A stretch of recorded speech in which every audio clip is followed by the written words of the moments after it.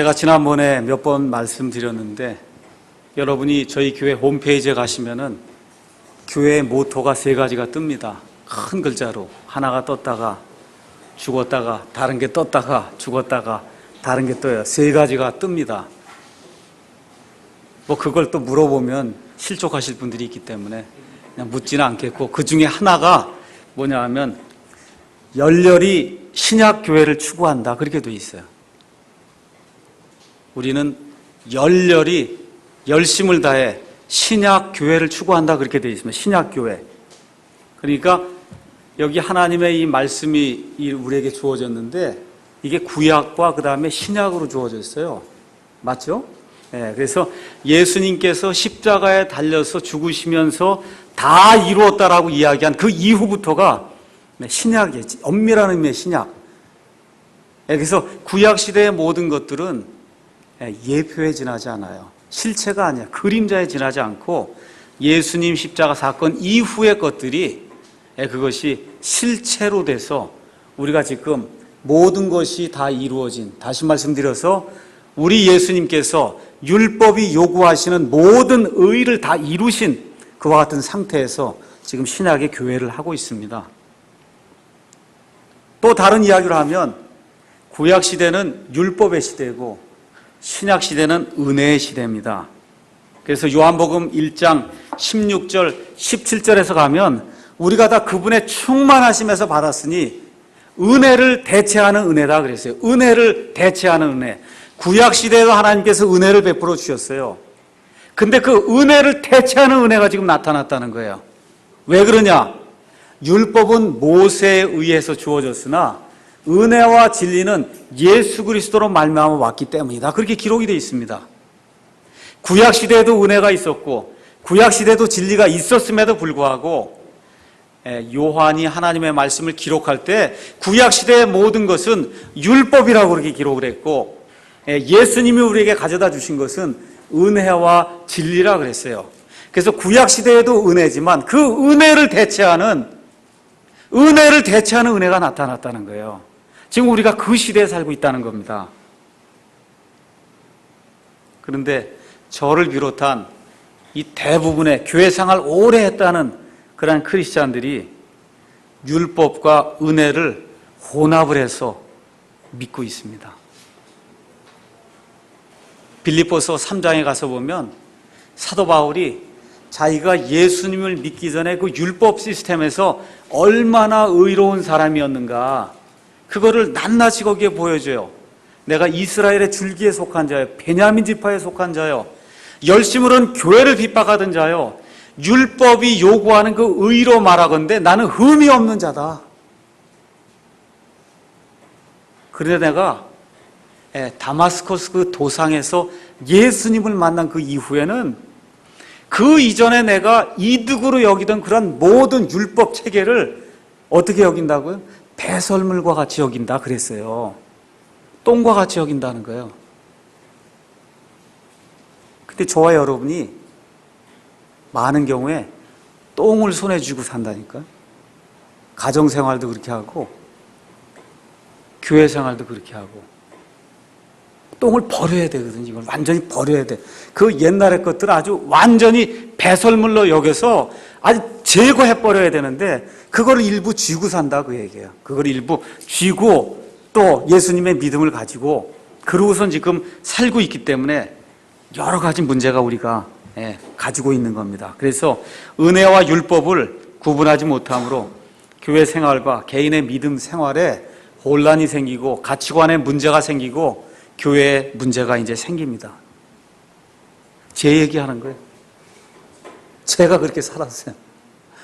뭐 여러분이 이렇게 질책하고 그러는 게 아니라 제가 그렇게 살았다니까. 이 똥을 쥐고 그걸 쥐고 어떻게 좀 해볼까 하고 진인사 대천명 해서 할 거 다 하면 하나님이 나중에 나머지는 해주시겠지, 그런 마음으로 여태까지 살았다, 그런 얘기입니다. 그래서 사람들이 구원받으면은 대부분 두 종류의 극단적인 태도를 이제 취하게 됩니다. 왜 그러냐? 사람이 약하기 때문에 그래요. 하나는 구원받았으니까 무슨 일을 해도 상관이 없다 하고 막 죄에 빠져서 방탕한 그런 생활하는 그런 사람들 많이 있어요. 교회에서 스코알렘 팔고, 그렇죠? 교회에서 여러 가지 뭐 개조직하고 뭐 하고 해서 교회에서 장사하고 다 주님 위해서 한다는 거야, 다. 그렇죠? 각종 심지어 살인죄까지 지는 그와 같은 일들, 오대양 사건 등등해서 여러 가지 그런 일들을 하면서도 양심에 죄의식이 하나도 없어요. 예수님이 다 감당했으니까 과거의 죄, 현재의 죄, 미래의 죄까지 다 감당했기 때문에 이건 내가 아니라는 거예요. 이와 같은 극단적인 그와 같은 태도를 취하는 그러한 경우가 있고, 두 번째는 조금 좀 신사적인 거예요. 은혜로 구원은 받았어요. 그런데 그 다음부터 하나님을 기쁘게 하려면 법을 지켜야 되지 않겠냐. 그걸 율법주의라고 이제 이야기하는 거거든요. 그래서 이 두 번째 거는 이렇게 겉으로 보면 굉장히 경건해 보여요. 근데 첫 번째 거하고 똑같은 거예요. 하나님 보시기에. 여러분 잘 들으세요. 첫 번째 건 벌써 보기에 뭔가 이상한 것 같죠? 방탕한 것 같고 이상한 것 같습니다.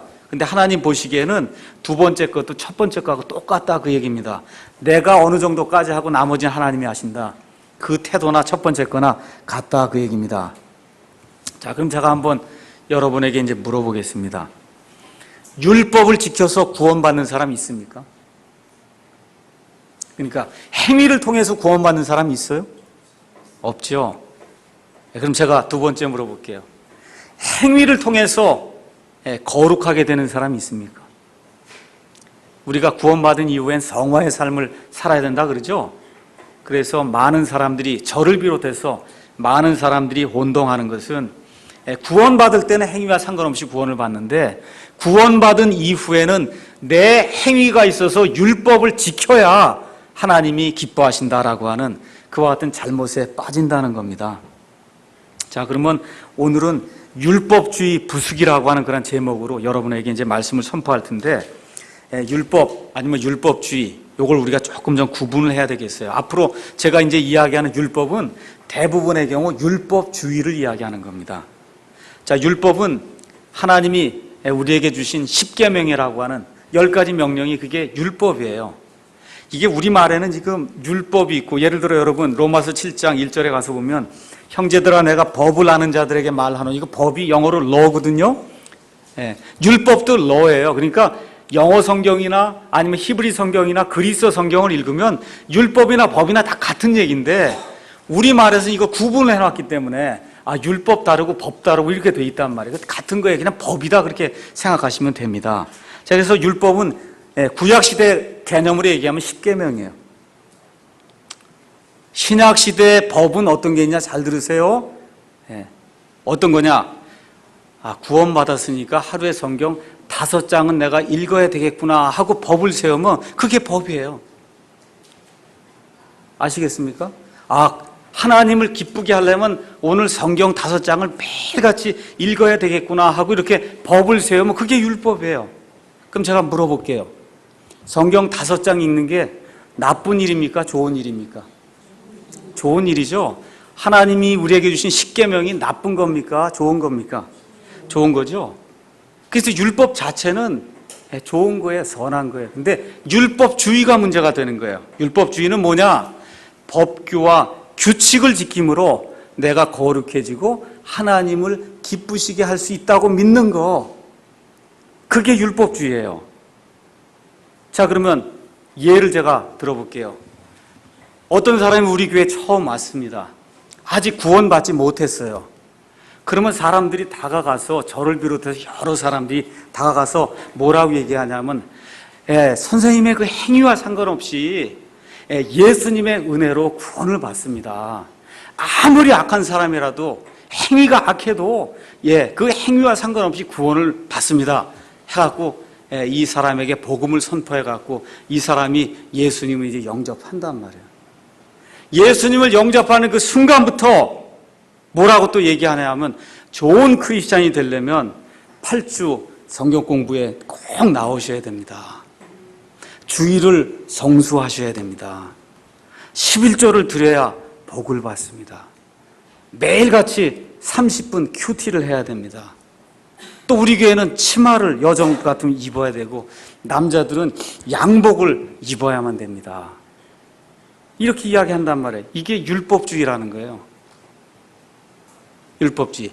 그렇게 해야 하나님을 기쁘게 할 수 있고 그렇게 해야 내가 더 거룩해진다는 겁니다. 이렇게 생각하는 게 율법주의예요.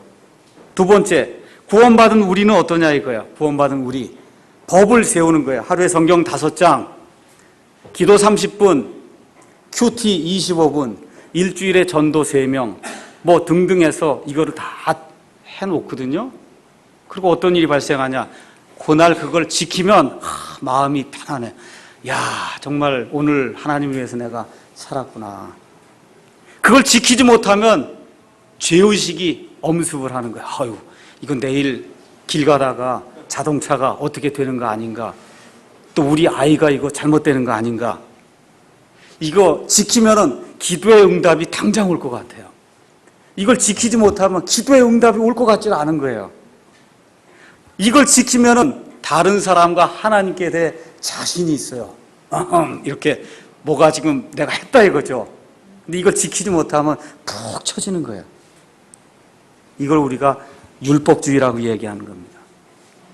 그래서 오늘 우리가 살펴볼 이 율법주의는 병이에요, 병. 아시겠어요? 병. 그러니까 이거 병은 치료하지 않고 그대로 두면 문제가 생겨요. 어떻게 돼? 점점 악화가 됩니다. 그래서 어떻게 돼요? 환자를 죽여요. 또 어떤 일이 발생하냐? 전파가 된단 말이에요. 전파가 돼. 그러니까 율법주의 한 사람이 이렇게 물들면 그 주변에 있는 가정이 그렇게 물들고 교회가 그렇게 물들어요. 그래서 이걸 고치지 않으면, 특별히 이 교회에서 이걸 고치지 않으면 교회 안에 각종 문제가 발생을 하게 됩니다. 그러면 율법주의 병에 걸린 그 환자는 주로 어떤 사람이냐? 아침에도 제가 말씀드렸듯이 일을 열심히 하는 사람이 주로 많이 걸립니다. 일을. 두 번째, 남자가 많이 걸려요. 남자는 주로 일 중심의 그러한 그 멘탈리티를 가지고 이 땅에 태어나고 여자는 관계 중심으로 이렇게 많은 경우 태어나거든요. 그래서 남자가 여기에 많이 걸립니다. 세 번째는 자기 의의를 나타내려고 하는 사람, 남자든 여자든 남녀노소 구분이 없이 자기의 의의를 좀 나타내려고 하는 이런 사람이 율법주의 병에 잘 걸립니다. 그 대표적인 케이스가 저라고 이렇게 보시면 됩니다. 대표적인 케이스가. 자, 그러면 율법주의 질병에 걸리면 증세가 있어요. 증세. 증세가 뭐냐? 첫 번째, 평안과 기쁨과 자유함이 없어요. 잘 들으세요? 예수님을 믿는데 제일 중요한 징표가 뭐냐? 평안, 기쁨, 자유가 있어야 돼요. 이게 없어요. 율법주의 병에 딱 걸려놓으면. 그 다음에 신앙생활이 오르락내리락 해요. 이걸 잘 지키면 엄청나게 기분이 좋고, 뭐 구원받은 것 같은데 이걸 못 지키면 그럼 저 밑으로 떨어져서 지옥 생활한단 말이에요. 이게 왔다 갔다 하게 돼요. 그 다음에 교회에서, 가정에서 극도로 남을 비판하는 그러한 자세가 생깁니다. 왜 이것도 못해? 나는 하는데. 여러분 이해하시겠어요? 이게 율법주의 병에 걸린 사람들의 공통적인 증세예요. 그러니까 다시 말씀드리면 용서와 긍휼을 몰라요. 용서와 긍휼을 모른다 그 얘기입니다. 그래서 이 율법주의를 부수지 않고는 저와 여러분이 합당한 이러한 그 믿음 생활, 가정 생활, 교회 생활을 할 수 없기 때문에 오늘은 여기 로마서 7장에 나와 있는 이 말씀을 통해서 율법주의를 한번 부수기로 그렇게 작정을 하고 하나님의 말씀을 한번 생각해 보도록 하겠습니다. 자, 첫 번째 7장 1절부터 6절에 나와 있는 그 말씀은 율법의 권세가 있다는 거예요. 율법의 권세. 로마서 7장 1절, 거기 가서 보면은 7장 자체에 이 법이라고 하는 단어, law라고 하는 그런 그 영어 단어가 몇 번이 나오냐? 23회가 나와요. 이 로마서 7장이 25절까지 있거든요. 그러니까 25절 중에 법이라는 단어가 23번이 나오니까 하여튼 전체가 다 지금 법 얘기하는 거예요. 법. 아니면 율법 이야기를 하는 겁니다. 지금 사도 바울이 이 법 얘기를 들으면서 지금 결혼이라고 하는 법을 지금 사용을 하고 있습니다. 1절, 2절, 3절 지금 이야기하면서 어떤 남녀가 이제 결혼을 했단 말이에요. 그러면 창세기 2장 24절에 있는 그 말씀에 따라서 남자가 자기 아버지와 어머니를 떠나서 그 여자와 한 몸이 돼서 결혼을 해갖고 한 몸을 이루는 게 결혼이에요. 그러니까 둘이 이렇게 떨어져 있는 것 같은데 하나님 보시기엔 한 육체다, 그 얘기, 한 몸을 이룬다, 지금 그렇게 이야기해요. 그게 결혼의 법입니다. 그래서 여러분 이거 1절, 2절, 3절 이거 모를 사람이 어디 있어요? 어떤 남녀가 결혼을 했는데 남편이 살아있는데 여자가 나가서 다른 남자하고 결혼을 했다. 그럼 어떻게 돼요? 간부, 간통한 그런 여인이다, 그렇게 불린다, 그 얘기입니다. 근데 남편이 죽었어요. 그 남편이 죽은 이후에는 다른 남자와 결혼해도 아무 문제가 없어요. 왜? 남편의 법에서 벗어났기 때문에. 지금 사도 바울이 그 이야기를 하면서 4절에서 5절에 사도 바울이 이야기하는 것이 우리가 이 율법에 대해서 죽은 자가 되었다, 지금 그렇게 이야기를 하는 겁니다. 4절에 그러므로 내 형제들아 너희도 그리스도의 몸으로 말미암아 율법에 대하여 죽게 되었나니 이것은 너희가 다른 분 곧 죽은 자들로부터 일으켜 주신 분과 결혼하게 하려 하며 죽어야 그 다음에 뭐가 있다 그래요? 우리가 하나님께 대하여 열매를 맺게 하려 함이라. 그러니까 예수님과 결혼만 하면 뭐가 맺어진다는 거예요? 열매가 맺어진다는 거예요. 예수님과 결혼만 하면 열매를 맺는다는 거예요. 내 힘으로 맺는 것이 아니라, 잘 들으세요. 우리가 이 땅에 태어날 때 이 몸 안에 나 자아라고 하는, 정동수라고 하는 실체가 이 안에 지금 들어가 있거든요. 그래서 성경은 이 사람을 옛사람이라 그래요. 옛사람. 예수님을 우리의 개인의 구원자로 이렇게 맞아들이면은 여기 어떻게 된다는 거예요? 이 옛사람이 조금 남아있다 그래요? 아니면 완전히 죽어 없어진다 그래요? 어떻게 돼요? 여기 기록이 되어 있잖아요. 율법에 대해 어떻게 됐다고요? 죽게 되었다니까요. 죽게 되었어요. 완전히 죽은 자가 됐어요. 그래서 예수님을 받아들이고 난 이후엔, 잘 들으세요, 이 몸은 똑같은 몸인데 이 안에 새 사람이 들어와 있다, 그 얘기예요. 옛사람 있습니까? 없습니까? 없어요. 옛사람이 없다, 그 얘기예요. 없어요, 옛사람이. 근데 자꾸 옛사람이 있는 걸로 자꾸 착각을 하고 그렇게 살기 때문에 지금 우리가 문제가 생겨요. 옛사람 없어요. 이 안에 지금 예수님을 영접한 그 순간부터 저와 여러분 새 사람이 됐어요. 누구든지 그리스도 안에 있으면 새로운 창조물이라 이전 것들은 모두 다 지나갔으니 보라 새 것이 되었도다. 그래서 옛사람은 완전히 없어진 겁니다. 뭐만 남았어요? 육신만 남아있는 거예요. 그 육신과 함께 이 새 사람이 지금 우리 안에 들어와 이제 산다, 그 얘기입니다. 자, 이렇게 되니까 새 사람은 그리스도하고 결혼해갖고 그리스도 아래서, 그 그리스도의 법 아래서 새로운 삶을 이제 살게 됩니다. 그럼 율법은 죽었어요? 안 죽었어요? 율법은 안 죽었어요. 내가 죽었다니까. 율법은 아직 안 죽었어요. 율법은 안 죽었어요. 내가 죽은 거예요. 자, 그래서 율법은 여전히 살아있는데 내가 죽으니까 우리를 지배하지 못한다, 그 얘기입니다. 이제부터는 그래서 갈라디아서 2장 20절에 내가 그리스도와 함께 십자가에 못 박혀 있나니, 그렇죠? 있다고 해요. 십자가에 못 박혀 있어요. 그럼 누가 못 박혀 있어요? 새 사람, 옛 사람? 옛 사람이 못 박혀 있단 말이에요. 그럼 못 박혀 있으면 무슨 얘기? 죽었다, 그 얘기입니다. 그럼에도 불구하고 내가 사노라. 그러나 내가 아니요, 누가 살아요?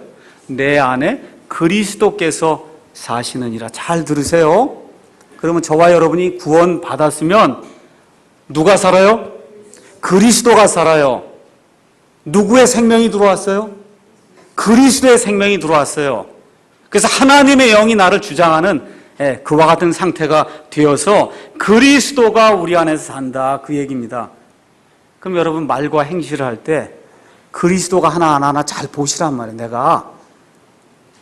내가 남편하고 아내하고 이렇게 말을 주고받거나 밖에 있는 사람 누구하고 이렇게 말을 주고받거나 생활할 때 내가 하나, 그리스도가 하나 생각을 해보시라고.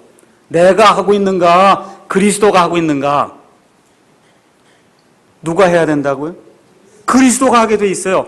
그리스도의 영이 있는 사람이면 그리스도가 하게 돼 있다, 그 얘기예요. 자, 그러면 율법의 요구를 만족시킬 수 있는 그런 사람 있습니까? 없습니까? 없죠. 그런데 그리스도가 내 안에 살면 그리스도께서 만족시킬 수 있어요? 없어요? 있어요. 그래서 그리스도께서 율법의 모든 의를 만족시켜 주셨기 때문에 율법의 정죄에서 저와 여러분이 완전히 해방이 되는 겁니다. 자, 그래서 두 번째 우리가 뭘 또 볼 수 있냐. 율법에서 구출되었다는 거예요. 6절에 가서 보니까 우리를 붙들던 것 안에서 죽었단 말이에요. 죽었어요. 누가 죽었어요? 옛사람이 죽었단 말이에요.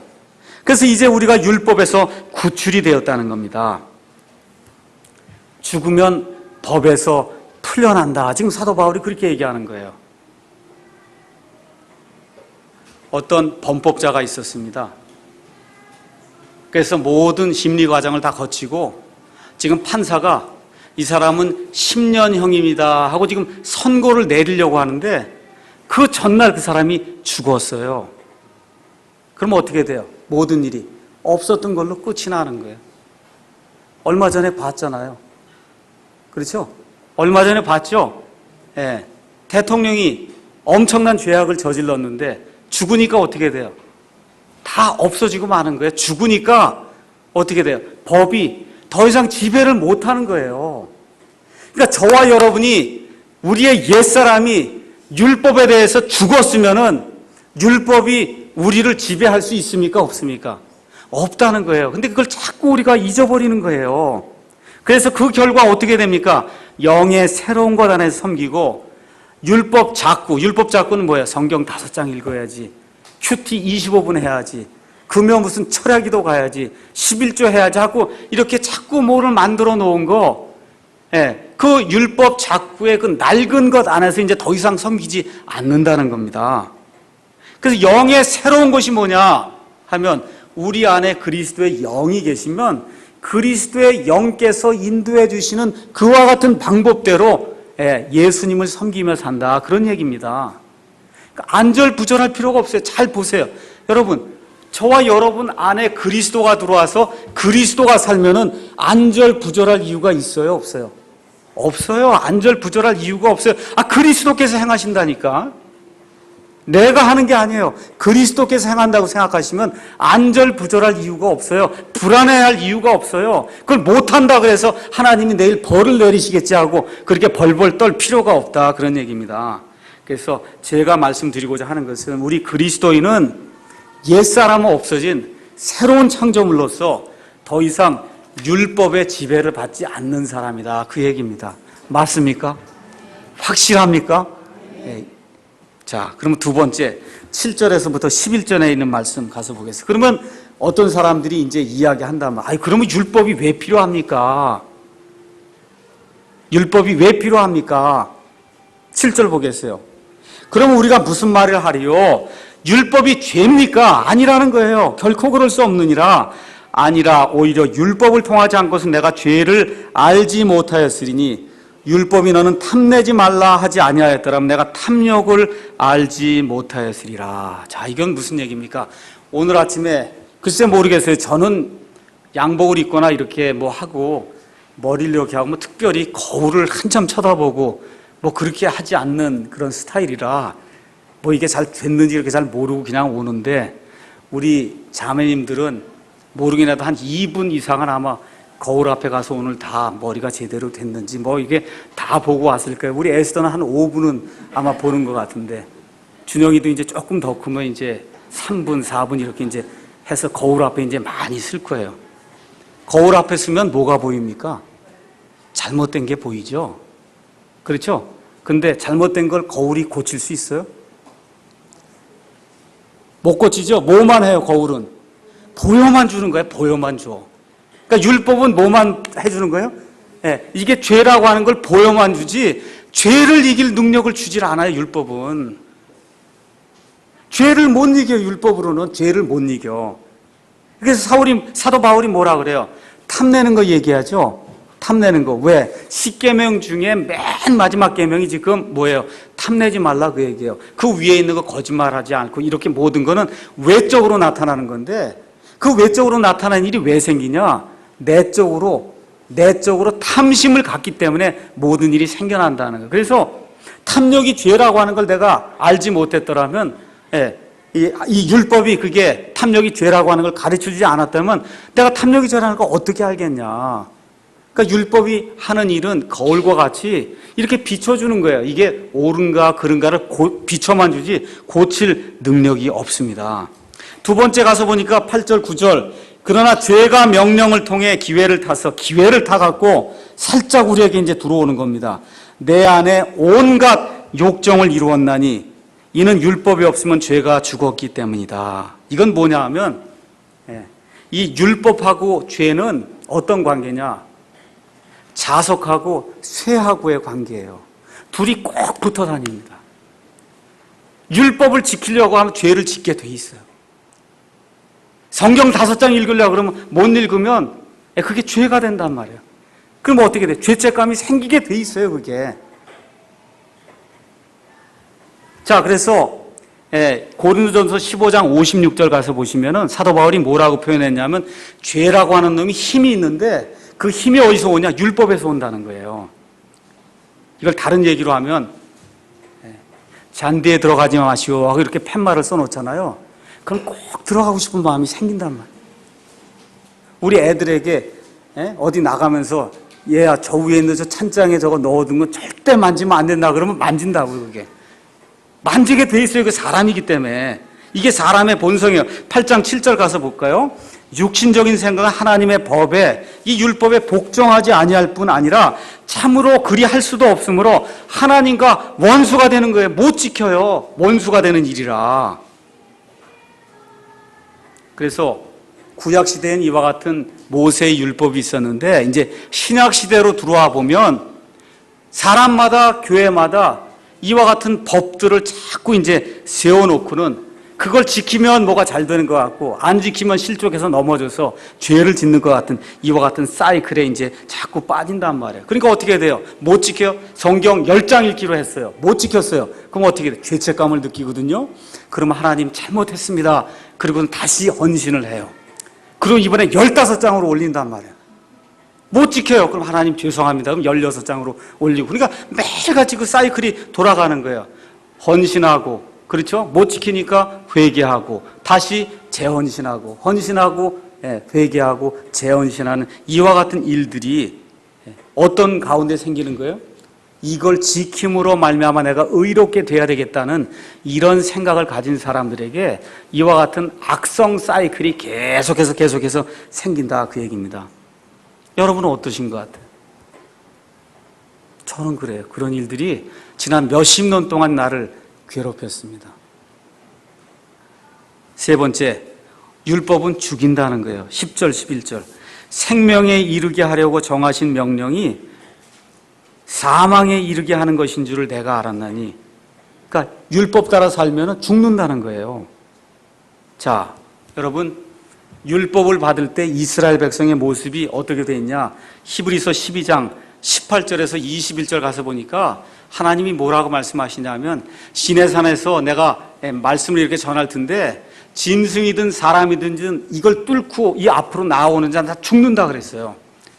그래서 막 천둥 소리가 나고 막 불이 비치고, 그러니까 그냥 이스라엘 백성이 무서워갖고, 그래서 모세에게 뭐라 그래요? 우린 무서워서 하나님의 말씀을 들을 수가 없으니 당신이 혼자 가서 하나님의 말씀을 딱 듣고 오면 그 말씀을 우리가 그대로 따르겠습니다 하고 벌벌 떨었단 말이에요. 율법을 받게 되면 벌벌 떠는 겁니다. 그래서 심지어 모세도 너무나 무서웠다 그랬어요. 이 율법이 그런 일들을 하는 거예요.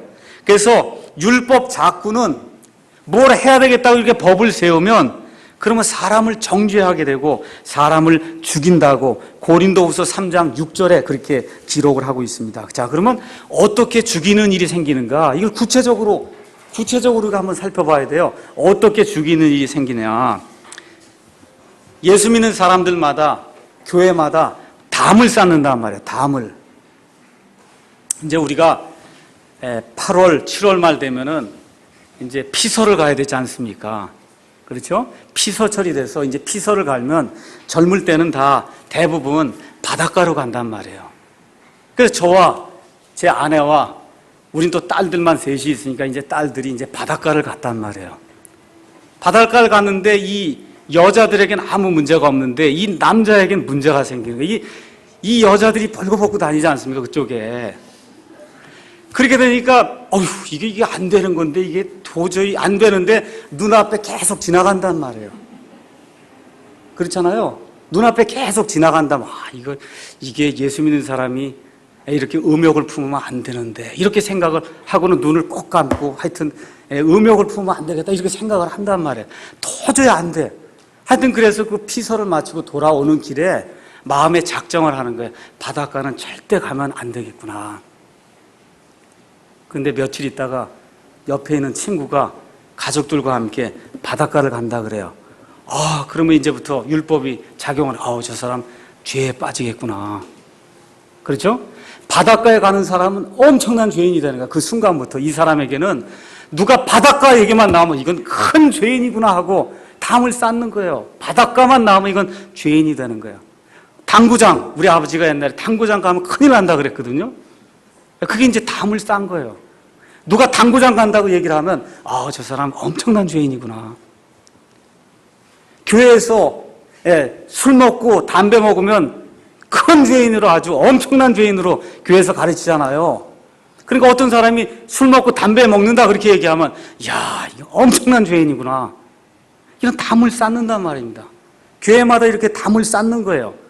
자, 그럼 제가 여러분에게 물어볼게요. 자, 바닷가를 가지 않겠다고 스스로 이렇게 규칙을 만들어 놓은 것 자체가 선한 겁니까? 나쁜 겁니까? 자기 자신에게 선한 일이에요. 선한 일이에요. 내가 죄를 짓지 않기 위해서 내가 가지 않겠다고 한 건 선한 일이에요. 근데 그거를 법으로 남에게 이런 모든 것들을 적용을 시켜서 저 사람 바닷가 그럼 벌써 죄인 나오면 그럼 그게 율법주의가 된다. 그 얘기입니다. 여러분 제 말 이해하시겠어요? 네. 자, 이렇게 되다 보니까 근본주의 교회에도 여러 가지 규칙들이 사람을 죽인단 말이에요. 여러분 침례, 성경에 침례가 맞습니까? 세례가 맞습니까? 침례가 맞죠? 근데 어떤 사람이 세례를 받았다는 거. 이야, 이거 형편없는 그리스도인이구나. 아니 침례도 몰라. 이렇게 사람을 정죄하는 일이 발생하는 거다. 침례교회가 아니고 교회가 아니야. 물침례를 받아야만 지옥교회에 들어온다고 얘기하고 이렇게 만들면 침례 자체는 선한 거 맞습니까? 맞는 거에 성경에 있는 대로 행하기 때문에 선한 건데 그 선한 것을 법으로 만들어서 이거를 하지 않는 사람은 좋지 않은 크리스찬이고 그건 거의 구원 못 받았을 거야. 아시겠죠? 이런 식으로 사람을 정죄하게 되면 그 선한 것이 사람을 죽이는 걸로 바뀐다 그 얘기입니다. 이 킹제임스 성경 얼마나 좋은 거예요. 근데 어떤 사람이 옆에서 나는 킹제임스 성경 들어도 못 봤습니다. 아니 당신 여태까지 킹제임스 성경도 모르냐 그러면서 그 사람을 정죄하기 시작하면 그럼 이 킹제임스 성경이라고 이 선한 것이 율법이 돼가고 사람을 죽이는 일을 한다 그 얘기입니다. 어떤 자매가 교회에 나왔어요. 그때 어느 형제가 그 자매 치마 입었습니까? 그러니까 치마 안 입었는데 그럼 뭐 형편없구만. 아직 구원도 못 받은 거 아닙니까? 치마하고 구원하고 무슨 상관이 있어요? 그렇게 한다 그 얘기예요. 치마를 여자들이 입는 것이 좋은 일이에요. 근데 그게 법이 돼갖고 사람을 정죄하는 그와 같은 도구로 이렇게 쓰이게 되면 그러면 안 된다 그 얘기입니다. 그래서 사람이나 교회가 규칙을 세워서 다른 사람을 죽이기 시작하면 판단하기 시작하면 그때부터 죽이는 일이 시작이 되는 거예요. 우리 교회는 그렇게 하면 안 되겠다 그 얘기예요. 그럼 법은 어느 때 작용해야 돼요? 여러분과 제가 여기 대한민국의 법 아래에서 살고 있는 거 맞습니까? 맞죠? 근데 벌벌 떨며 사는 사람 있어요? 아침부터 저녁까지 아우 이 법을 어떻게 지킬까 하면서 아침부터 저녁까지 벌벌 떨면서 사는 사람 있어요, 없어요? 근데 어느 때 두려워요? 법을 어기면 두렵잖아요. 악한 일을 하고 교회 내에서 악한 일이 발생할 땐 법이 필요한 거예요. 그렇지 않을 때는 법이 없는 것처럼 행해야 된다, 그 얘기입니다. 여러분 이해하시겠어요, 제 마음을? 지금 사도 바울이 이야기하는 게 그런 거예요. 이러한 일들이 교회 내에서, 가정 내에서 모든 걸 법으로 하려고 하면 그러면 어떻게 돼요? 기쁨이 없어요. 평안이 없어요. 교회에 분쟁이 끝이 없어요. 나는 지키는데 왜 당신은 못하냐? 이거거든 항상. 나는 법을 지키는데 왜 못하냐? 그게 아니라 못 지켰으면 그걸 못 지키는 그 심정이 얼마나 안타까운 그런 심정이었겠냐. 다음엔 좀 더 크면은 잘 지키겠지. 이렇게 이해하고 용서하고 사랑으로 이걸 용납하는 이와 같은 일들이 내 삶에서, 내 가정에서, 내 교회에서 이게 이루어져야, 그래야 그 가정에 화평이 있고 기쁨이 있고 사랑이 넘치게 된다, 그 얘기입니다. 자, 그러면 해결책이 뭐냐? 8장 1절에 나와 있어요. 해결책은 다른 데 없어요. 8장 1절에 그러므로 이제 그리스도 예수님 안에 있는 자들에게는 정죄함이 없나니 그들은 육신을 따라 걷지 아니하고 성령을 따라 걷느니라. 그런데 제가 육신을 따라 걷는 경우도 많이 있는데 어떻게 하는 겁니까? 그렇게 이야기하는 거잖아요. 근데 8절 9절에 거기에 정의가 또 나와 있어요. 그런즉 이와 같이 육신 안에 있는 자들은 하나님을 기쁘게 할 수 없느니라. 그러나 너희 안에 하나님의 영께서 거하시면 너희가 육신 안에 있지 아니하고 성령 안에 있나니. 잘 들으세요. 성경 5장 읽으면 성령 안에 있는 거 아니에요? 큐티 20분 하면 성령 안에 있는 게 아니에요. 어떻게 해야 성령 안에 있어요? 하나님의 영이 우리 안에 거하시면 성령 안에 있는 거예요.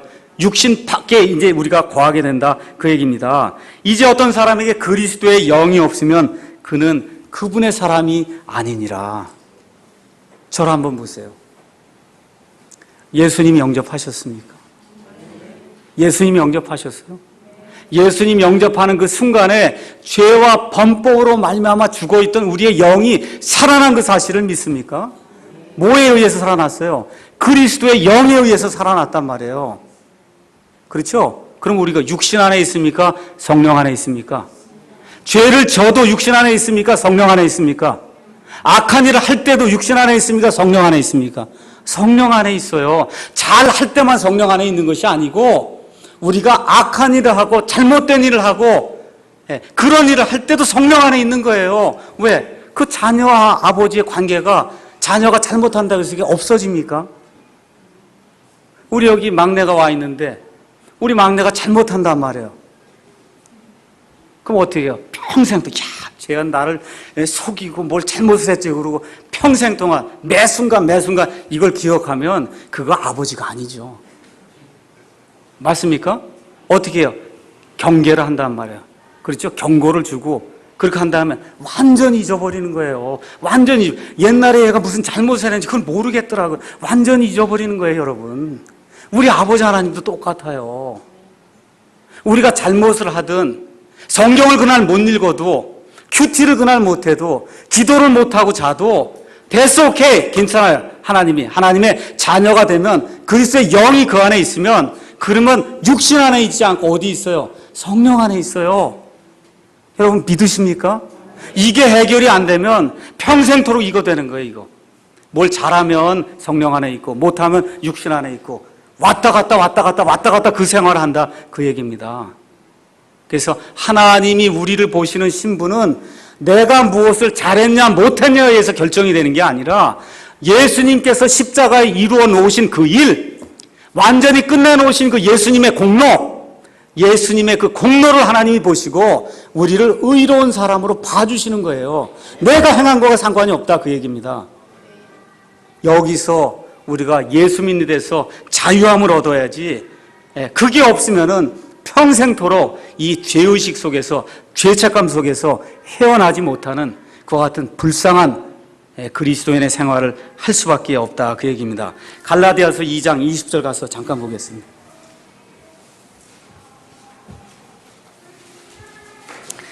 내가 그리스도와 함께 십자가에 못 박혀 있으나 그럼에도 불구하고 사노라. 그러나 내가 아니요 누가 삽니까? 내 안에 그리스도께서 사시느니라. 나는 지금 내가 육체 안에서 사는 삶을 나를 사랑하사 나를 위해 자신을 주신 누구의 믿음으로 살아요? 하나님의 아들에게서 오는 믿음. 내 믿음으로 사는 게 아니라, 근데 그게 가능해요. 어떻게 가능해? 그리스도가 내 안에 사신다니까. 그분의 생명이 내 안에 있기 때문에 그리스도의 믿음으로 산다 그 얘기입니다. 내 믿음으로 사는 것이 아니라 그리스도의 믿음으로 산다. 지금 그렇게 이야기하는 겁니다. 그래서 그러면 이제부터 우리가 해야 될 일은 뭐냐? 규칙을 세우는 것이 아니에요. 여러분, 성경 읽고 싶지 않으면 안 읽어도 될 자유가 여러분에게 있음을 확신하셔야 돼요. 기도할 마음이 없으면 기도 안 해도 돼요. 헌금하고 싶은 마음이 없으면 안 해도 됩니다. 그런 자유까지 주신 거 하나님이. 여러분 이해하셔야 돼요. 네, 교회에 오고 싶지 않을 땐 안 와도 될 그와 같은 자유도 하나님이 주신 거예요.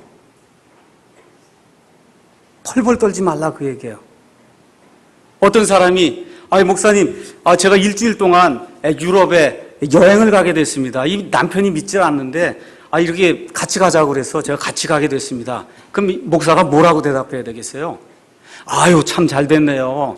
남편하고 같이 가서 좋은 시간 가지고 그리고 돌아오시기 바랍니다. 이렇게 대답하는 건 그 은혜로운 목사예요. 가셔서 꼭 기도해야 됩니다. 주일 빠지니까 꼭 가시면서 기도해야 되고 호텔방에 가서 성경 읽어야 되고 이렇게 얘기하면 이게 율법으로 산다 그 얘기예요. 빠져도 괜찮아요, 여러분. 한 번 빠져도 괜찮아요. 성경 안 읽어도 괜찮아요. 언제 읽어요? 내 그리스도가 강권할 때 읽으란 말이에요. 그리스도가 강권할 때 읽으란 말이에요.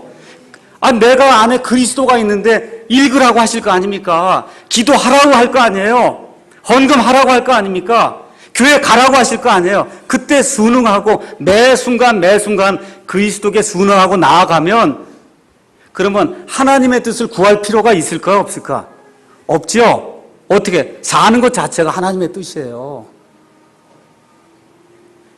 사도 바울이 이걸 가르쳐 주려고 하는 거예요. 제가 여러분에게 꼭 나누어 드리고 싶은 말씀이 이 말씀이에요. 하나님의 뜻을 구하려고 시간을 버리지 말고 그리스도에게 매 순간 순종하며 살면 하나님의 뜻을 행하는 사람이 된다 그 얘기입니다. 사도 바울이 여기 살면서 하나님의 뜻을 구하려고 시간 헛되게 소비한 적이 없어요. 뭘 했어요? 하나님의 뜻을 행했어요. 그래서 저와 여러분이 그리스도 안에 있으면 입는 것과 먹는 것과 걷는 것과 행동하는 모든 것이 그리스도의 뜻이요 하나님의 뜻입니다. 이런 자유함을 갖게 될 때 어떻게 돼요? 평강과 기쁨이 우리 가운데서 샘솟듯이 일어난다 그 얘기입니다. 하나만 이야기를 하고 이제 마칠게요. 어떤 고용주가 광고를 냈습니다. 일주일에 40시간 여기 와서 일하면은 한 달에 100만 원을 주겠습니다. 그랬더니 어떤 고용인이 와서 이제 계약을 맺었어요. 그래서 이제 일을 하는데 하여튼 40시간을 일을 해야 되니까 39시간 하면 벌벌벌 떠는 거예요. 월급이 깎이지 않을까. 그렇죠? 9시까지 출근하라는데 9시 5분 가면 이것도 5분 늦어서 어떻게 될까? 이게 벌벌벌 떤단 말이에요. 그런데 이 고용인이 총각이고 이 고용주가 총각이고 고용인이 처녀가 돼서 어느 날 시간이 지나다 보니까 둘이 결혼했단 말이에요. 결혼했어요. 그러면 40시간 일 안 해도 문제 있어요 없어요? 있어요 없어요? 9시 5분에 가도 문제 있어요 없어요? 없죠? 자, 그러면 남편이 직장 갔다 돌아왔는데 밥을 안 해놔도 문제가 있을까 없을까? 있어요 없어요?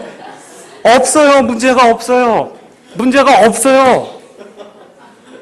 그 전에 이 고용인 신부님은 어떻게 벌벌벌 떠는 거죠. 그러나 밥을 안 해놨으면 어떻게 되겠습니까? 그럼 잘 들으세요. 그러면 정상적인 신부라고 하면 매일같이 밥을 안 해놓을 수가 있을까요? 우리 남편이 나를 이렇게 사랑하니까 나는 매일같이 늦잠 자고 매일같이 밥을 안 해놓는다. 이게 가능할까요? 남편이 그렇게 사랑하는데 그게 가능할까요? 안 그렇죠? 어떻게 될까요? 어떻게 될 것 같아요? 그 사랑에 감동해서 매일같이 더 잘 해놓으려고 노력하지 않겠어요? 맞습니까? 이런 관계가 돼야 된다 그 얘기예요. 그러니까 성경을 5장 읽어야지 하고 그냥 법을 쌓아놓고 그걸 못 지키면 어떤 관계가 돼요? 고용인이 되는 벌벌벌벌 떠는 거예요. 오늘 못 지켰으니까 내일은 큰 벌이 임하겠구나. 그게 아니라니까. 밥 안 해도 괜찮아. 안 해도 어떤 날은 안 해도 남편이 아무 얘기 안 해요. 아, 오늘 힘들었냐고 그렇게 얘기하지. 맞습니까? 그래야 정상적인 남편이잖아요, 그게. 우리 예수님이 그런 정상적인 남편이시라니까. 밥을 안 했어도 밥 안 한 것 같고 나무라지 않는다, 그 얘기. 왜? 관계가 남편과 아내의 관계인데. 그렇잖아요. 우리 남편, 이 아버지와 딸의 관계인데 애가 뭘 했다 그래갖고 그걸 평생 동안 기억하고 너 그거 했지 그러고 그렇게 안 한다 그 얘기입니다. 그래서 이 율법의 속박에서 벗어나야지. 그러니까 구원받을 때도 율법하고 상관없이 구원받는 거고 구원받은 이후에 성화된 이런 삶을 살 때도 율법하고 상관이 없이 사는 거예요. 어떻게? 그리스도의 영이 내 안에서 강권하시고 인도하시는 대로 내 자신을 계속 내어 맡기면은 그럼 그것 자체가 예수님이 원하시는 삶이 된다 그 얘기입니다. 그런데 어릴 때는 이걸 알지 못하거든요. 그러니까 어떻게 돼? 자라나야 된단 말이에요. 그래서 그걸 자라나기 위해서 하나님의 말씀을 자꾸 공부를 하고 하나님의 말씀을 온전히 가르쳐주는 그와 같은 그룹에 자꾸 속해서 하나님의 말씀 안에 점점 이렇게 성장하게 되면 그러면 어떻게 돼요? 내 육신을 죽이고 그래서 하나님을 기뻐하는 그러한 일을 성령님이 내게 시켜주시는 대로 인도하시는 대로 그냥 내가 걸어가는 그와 같은 자연스러운 삶이 우리 가운데 나올 수 있다 그 얘기입니다. 이것이 율법주의를 부숴야 될 가장 큰 이유가 되는, 이렇게 될 때 기쁨이 있는 거예요. 펄벌벌벌 떠는 거 아닙니다. 이번 주에 가서 한번 연습하세요. 성경 오늘 못 읽어도 no problem, 문제가 없어요. 큐티 안 해도 문제 없는 거예요. 알겠죠? 그리스도의 영이 없으면 매일 그렇게 못한다고요. 한번 해보세요. 매일 그렇게는 못한다니까. 하나님의 영이 강권해 주세요. 이와 같은 그러한 삶으로 이 순서를 바꿔서 이렇게 나가게 될 때 하나님이 우리에게 주시고자 하는 참된 기쁨과 평강과 자유를 우리가 누리게 되고 그 가운데서 내 개인의 신앙 생활이 깊어지고 가정 생활에 기쁨이 있어요. 그 교회 생활에 기쁨이 넘치는 거예요. 이와 같은 일이 내 삶에서 우리 가정에서 또 우리 교회에서 이루어지기를 예수님의 이름으로 축원합니다. 기도하시겠습니다. 아버지 감사합니다.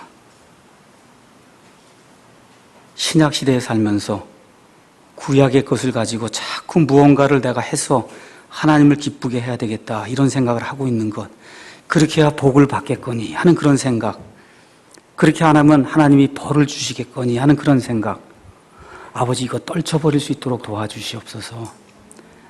하나님에게서 오는 복은 하나님과 나와의 관계에서 온 그런 사실을 기억해야지, 아버지 행위를 통해서 얻는다고 생각하면 그게 큰 오산이라고 하는 사실 기억할 수 있도록 도와주시고, 그리스도의 영이 우리를 주장하실 때 우리의 이 육신을 제어해서 하나님이 원하시는 대로 이렇게 한 발자국 한 발자국 뛸 수 있는 그와 같은 믿음의 사람들이 될 수 있도록 하나님 도와주시기를 간절히 원합니다. 지식이 부족합니다. 영이 연약합니다. 아버지 하나님의 말씀 안에서 그리스도를 아는 것, 그 지식 안에서 성장할 수 있도록 도와주시기를 간절히 원합니다.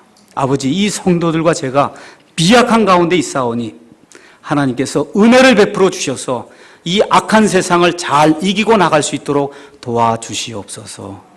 감사하오며 예수님의 이름으로 기도하옵나이다. 끝나기 전에 내 옛사람은 죽었다 한번 하고 끝을 냈으면 좋겠어요. 아시겠죠? 다 저와 함께 구원받은 사람만 하는 겁니다. 네. 내 옛사람은 죽었다. 시작. 내 옛사람은 죽었다. 예, 완전히 죽은 거예요. 그래서 그리스도 안에 있으면 그리스도가 산다니까, 그리스도가.